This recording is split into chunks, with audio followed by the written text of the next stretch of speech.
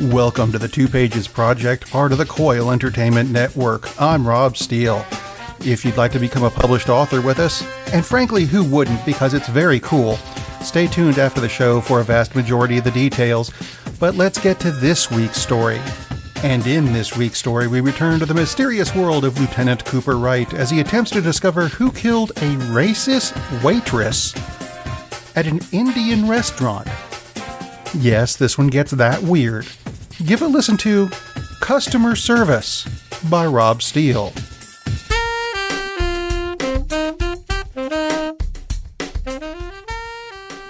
The problem, Lieutenant Wright, is that we had so many complaints about her before.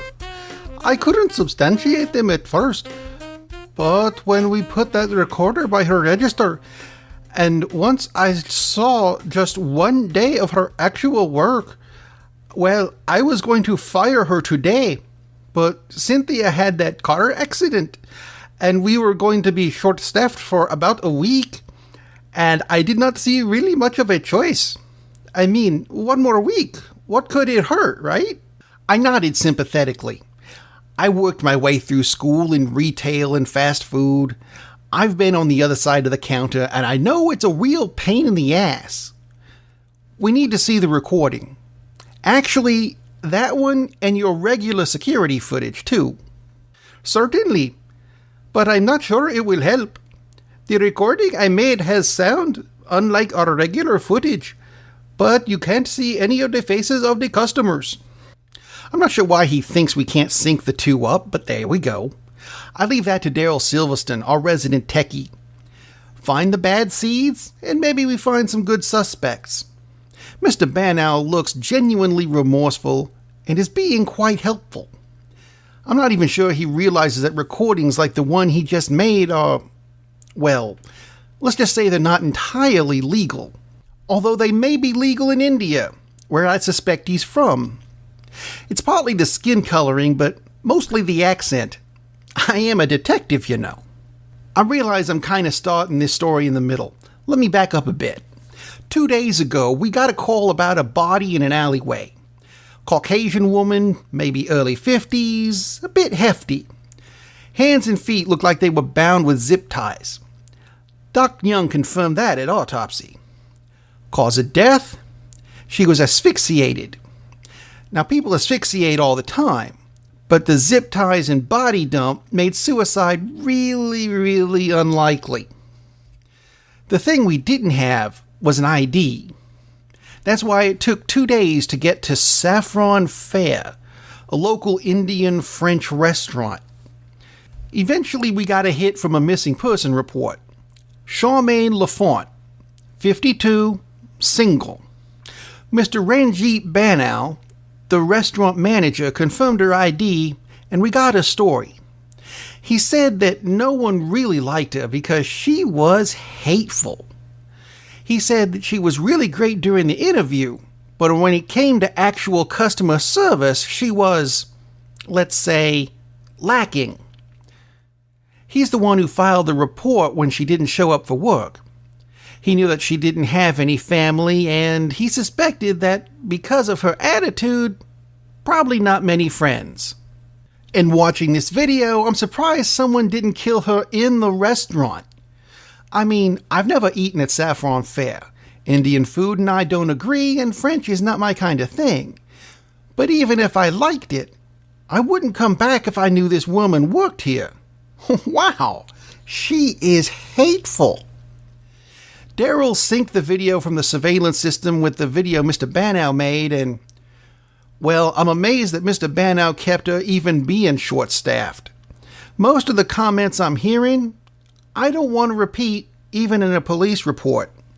Hate-filled, racist diatribes. Unless the customer was just as pale-skinned as she was and spoke English in her dialect, she let him know that she hated him. The N-word? Sure, grew up around that one.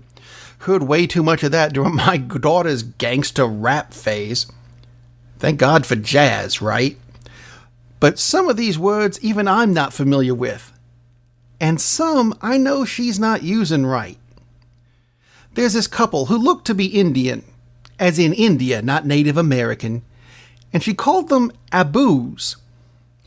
I'm not 100% certain, but I think she might have meant Apus, like the Indian storekeeper on The Simpsons, instead of Abu, the monkey from Aladdin. But what do I know? Racism is based on pure ignorance anyway. I'm not sure I'd want to get into her mind. Unfortunately, I do have to get into the mind of the person who killed her. Although at this point I'm thinking her death might not have been such a bad thing. There's so much hate going on right now. But I put that thought out of my mind. Everyone deserves equal treatment under the law. The problem is that this video didn't narrow anything down. Not really. It got rid of the white people. In an Indian restaurant, that didn't help much.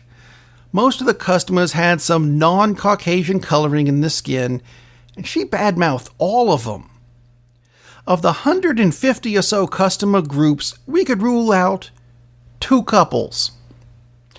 313 customers. And that's just the one day of Banau's recording. Who's to say it wasn't a customer from a previous day? Or not related to her work at all. Maybe she was hateful to everyone and just pissed someone off somewhere else. There was something else that bothered me about this case. Her address. Not that it was in August Acres, the most cursed subdivision in town, but that it was on the other side of town. There were other places she could have worked that were closer, and ones that made more sense to her inability to get along with anyone who wasn't, well, her. I give Detective Manny Vasquez and Scott Walker the list of customers from the recording. A list that was surprisingly easy for Daryl to compile. He says he just cross-referenced the credit card purchases with a timestamp on the video we were watching. It's not a complete list, but it covered all but 2 of the paying customers. That didn't really surprise me. Who uses cash anymore? But I had to pay a visit to someone in August Acres. Cinderella Disney was a woman I'd met on a previous case in August Acres. Nice woman, although she probably smokes a bit much. But for me, that's a good thing. She smokes outside where she can be a bit, let's say, nosy. I've learned that if you want to know anything that's going on in this neighborhood, you ask Cinderella. Are you sure we're talking about the same woman? Charmaine Lafont, 50-something, a bit chunky? I nodded puzzledly. And you're saying she was a hateful racist working as a cashier? I nodded again. That's just weird. She took a long drag on a cigarette. She continued talking while exhaling, the smoke forming a strange cloud around her face and head. I saw Charmaine almost every night. I thought she was just on vacation or something. But Lafont is her stage name. Her real last name is Simmons. You see, she's an actress. Got a few bit parts over the years in sitcoms or background parts in a crime drama. But she's always nice and happy. She'd walk around the neighborhood almost every night. Always nice, always pleasant. She took another drag on the cigarette. But you say she was being a racist at a restaurant? As a cashier? That doesn't make any sense. That'd just drive customers away, wouldn't it? Maybe it was a role she was practicing for. She'd need lots of practice. She was so nice to everyone regardless of skin color or religion. Hell, she was religious. I can't see her saying some racial slur even for a role. It just wasn't in her. I thanked Cinderella for her time and put in a call to Daryl Silverston. I asked him to get the financials for Saffron Fair. If Cinderella is right, then something else is very wrong here. And I have a sneaking suspicion of what that is. A few hours later, I have Mr. Ranjit Banau brought into Interrogation Room 1. Mr. Banau, we did some looking into Saffron Fair, and frankly, sales haven't been that good lately. In fact, they're dropping rather sharply. Well, yes, our sales aren't good lately. I suspect it will pick up a bit now that Charmaine is no longer with us. God rest her soul.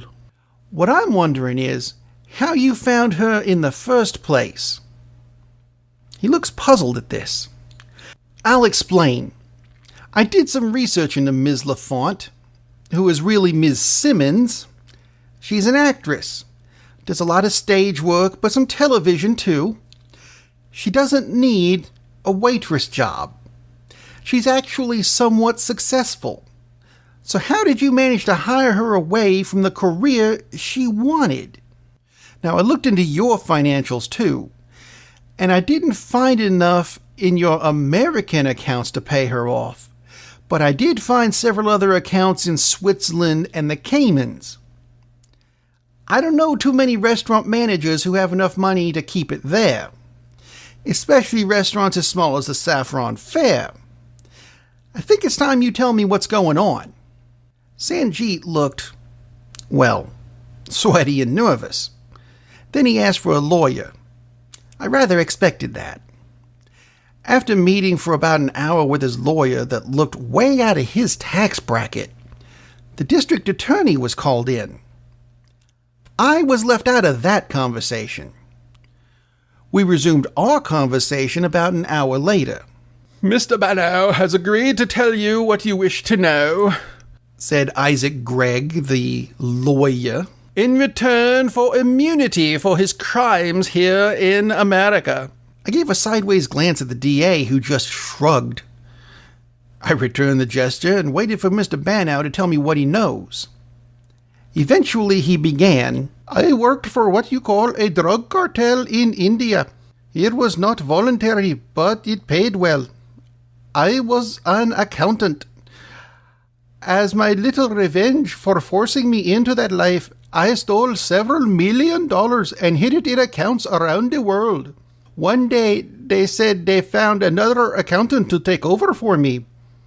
I did not understand why. I suspected they knew about the money I stole, but no one ever came after me. I came to America to hide. I thought I had gotten away with it. But that's when I was contacted by a Chinese man named Alfred Gao, the owner of the Saffron Fair. He said he knew what I had done, and that if I wanted to really get away with it, I had to work for him. I don't know how he found out. I really don't know how he managed to block access to most of my bank accounts. I couldn't get away and I was afraid for my life, so I worked for him. That is when I got this idea to hire an actress to sabotage the restaurant. I'd seen Miss Lafont on television and knew she lived in town. I hired her through her agent, a Miss Perez. I told her I wanted her to be the most obnoxious, racist person possible. I was hoping to drive the business into the ground, as you say, so I could escape. I even made that recording to make it look like I was really trying to make the restaurant work, but I don't think that plan worked out too well. She told me her last day that she was quitting. She said that it was a horrible job and that she just couldn't do it anymore. And I understood. That's what I was trying to do, after all. I could hire another actor, yes. One with a worse attitude.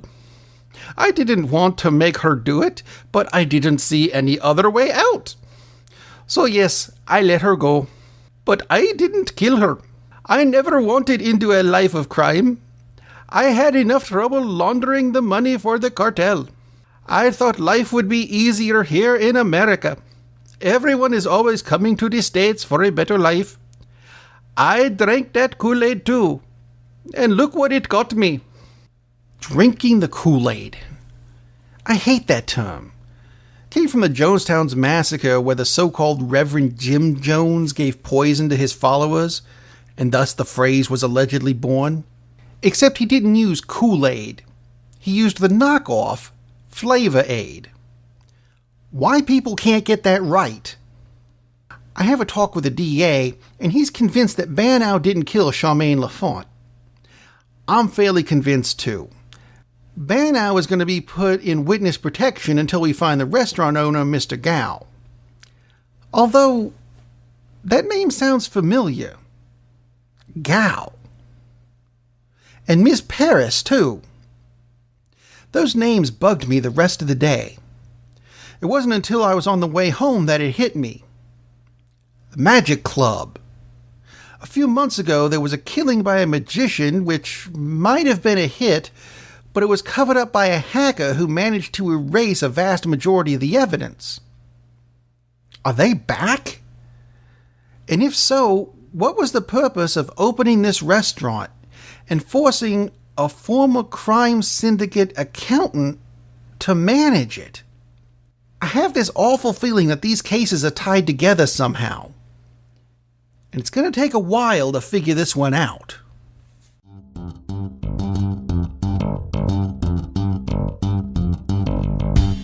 If you'd like to have your story on the show, which is the reason we're here, send it in to us.